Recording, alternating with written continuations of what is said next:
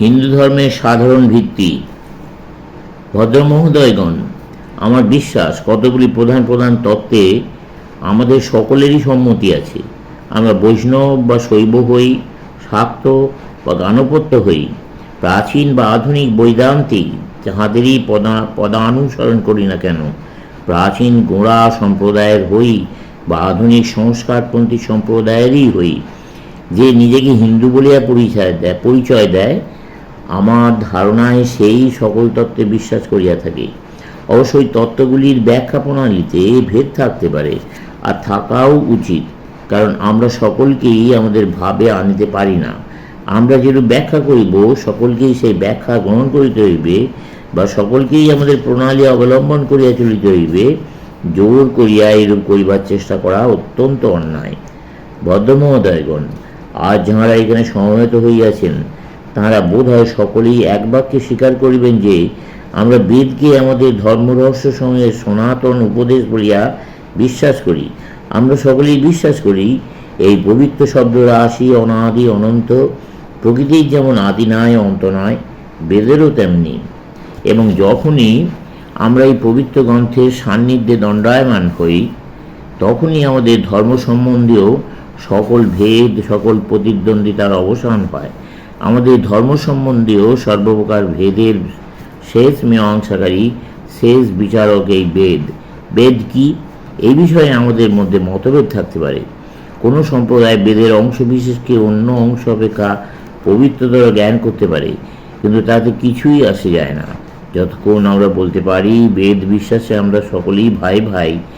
আজ আমরা যেসব পবিত্র মহৎ উত্তম বস্তুর অধিকারী, সে সবই আসিয়াছে সনাতন পবিত্র অপূর্ব গ্রন্থ হইতে। বেশ, তাই যদি আমরা বিশ্বাস করি, তবে এই তত্ত্বটি ভারতভূমির সর্বত্র প্রচারিত হউক।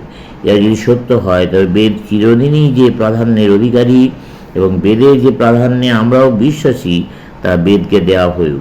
অতএব আমাদের মিলনের প্রথম ভূমি বেদ।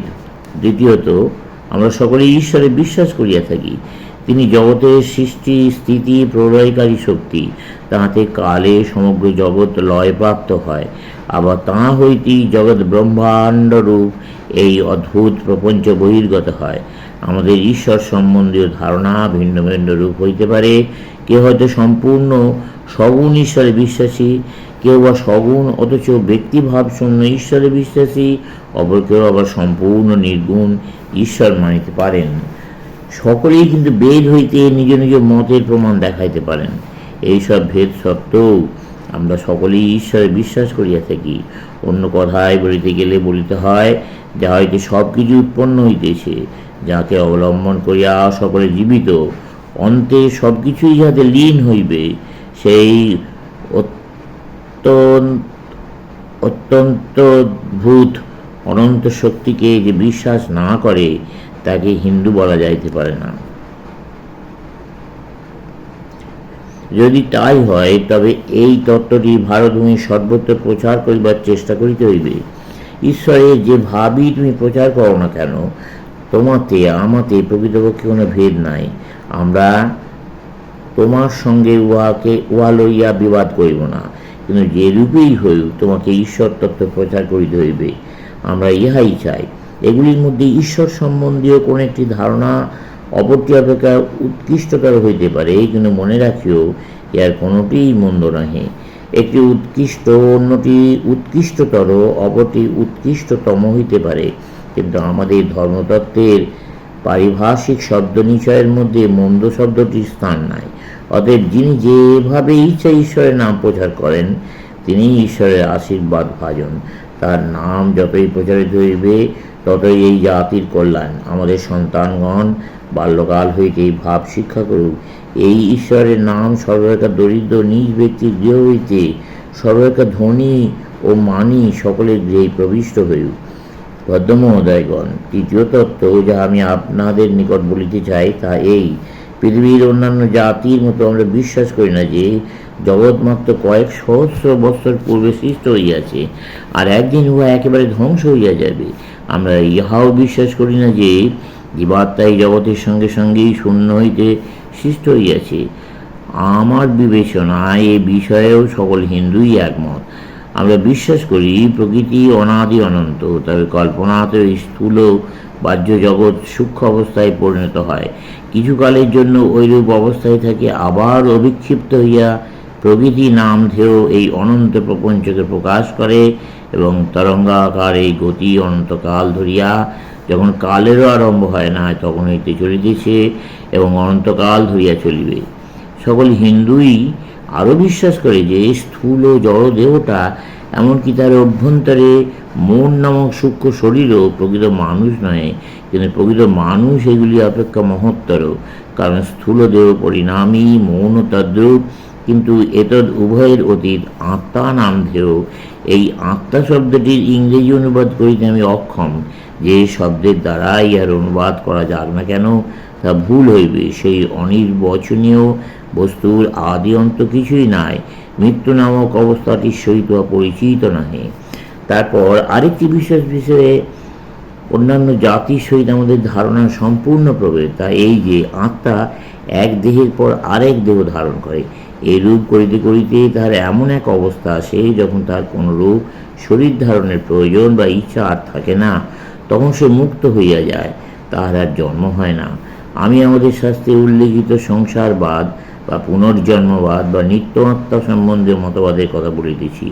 আমরা যেই সম্প্রদায়ভুক্ত হই না কেন, এই আরেকটি বিষয়ে আমরা সকলেই একমত। এই আত্মা ও পরমাত্মার সম্বন্ধ বিষয়ে আমাদের মধ্যে মতভেদ থাকতে পারে। এক সম্প্রদায়ের মতে এই আত্মা পরমাত্মা হইতে নিত্য ভিন্ন হইতে পারে, কারো মতে আবার উহা সেই অনন্ত বহ্নির স্ফুলিঙ্গ মাত্র হইতে পারে, অন্যের মতে হয়তো উহা অনন্তের সহিত অভেদ। আমরা এই আত্মা ও পরমাত্মার সম্বন্ধ লইয়া যেরূপ ইচ্ছা ব্যাখ্যা করি না কেন, তাতে বিশেষ কিছু আসিয়া যায় না। কিন্তু যতক্ষণ আমরা এই মূল তত্ত্ব বিশ্বাস করি যে আত্মা অনন্ত, উহা কখনো সৃষ্ট হয় নাই, সুতরাং কখনোই উহার বিনাশ হইবে না, ওকে বিভিন্ন শরীর ধরিয়া ক্রমশ উন্নতি লাভ করিতে হইবে, অবশেষে মনুষ্য শরীর ধারণ করিয়া পূর্ণত্ব লাভ করিতে হইবে। ততক্ষণ আমরা সকলেই একমত। তারপর প্রাচ্য পাশ্চাত্য ভাবের মধ্যে পার্থক্য সূচক ধর্মরাজ্যের মহত্তম অপূর্বতম আবিষ্কার রূপ তত্ত্বটির কথা তোমাদিওকে বলিব।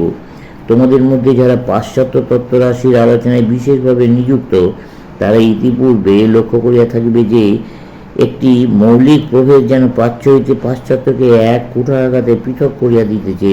সেটি এই, আমরা ভারতে সকলে বিশ্বাস করি, আমরা শাক্তই হই, শৈবই হই, বৈষ্ণবই হই, এমনকি বৌদ্ধ বা জৈন হই, আমরা সকলেই বিশ্বাস করি যে আত্মা স্বভাবত শুদ্ধ ও পূর্ণ স্বভাব, অনন্ত শক্তি সম্পন্ন, আনন্দময়। কেবল দ্বৈতবাদীর মতে আত্মার এই স্বাভাবিক আনন্দ অতীত অসৎকর্ম দ্বারা সংকোচপ্রাপ্ত হইয়াছে, আর ঈশ্বর অনুগ্রহে উহা আবার সংকোচমুক্ত হইবে এবং আত্মা নিজ পূর্ণ স্বভাব পুনঃপ্রাপ্ত হইবেন। আত্মা কিছুদিনের জন্য সংকোচপ্রাপ্ত হন। অদ্বৈতবাদীর মতে এই ধারণাটাও আংশিকভাবে ভ্রমাত্মক। মায়াবৃত হওয়ার ফলেই আমরা ভাবি যে আত্মা যেন তাহার সমুদয় শক্তি হারাইয়াছেন, কিন্তু প্রকৃতপক্ষে ওই অবস্থাতেও তাহার সমুদয় শক্তি পূর্ণভাবেই থাকে।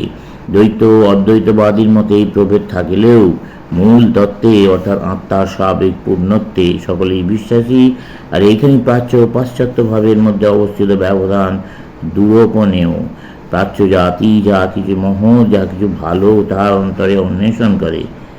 উপাসনার সময় আমরা চক্ষু মুদে ঈশ্বরকে অন্তরে লাভ করিবার জন্য চেষ্টা করি। পাশ্চাত্য জাতি ঈশ্বরকে বাহিরে অন্বেষণ করে।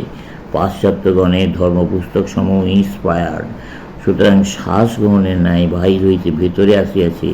আমাদের পবিত্র শাস্ত্রসমূহ কিন্তু এক্সপায়ার্ড, শ্বাস পরিত্যাগের ন্যায় ভেতর হইতে বাহিরে আসিয়াছে। ওইগুলি ঈশ্বর